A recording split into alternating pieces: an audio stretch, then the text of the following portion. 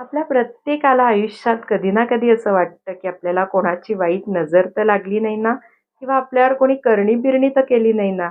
असं जेव्हा तुम्हाला वाटेल, तेव्हा कोणत्याही खर्चिक उपायांच्या फशी पडू नका किंवा कोणत्याही भोंदू बाबांच्या मागे लागू नका.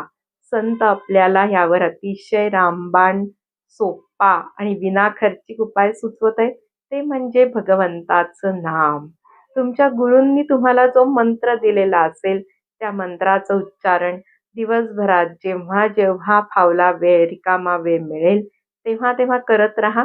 त्या मंत्राने तुमच्या सभोवती एक सुरक्षा कवच नामाचं तयार होईल आणि ते नामाचं सुरक्षा कवच ज्या काही अघोरी शक्ती किंवा वाईट नजरा कार्यरत असतील, त्यांना परतवून लावण्याचं काम करेल. असं भगवंताच्या नामाचं सामर्थ्य आहे.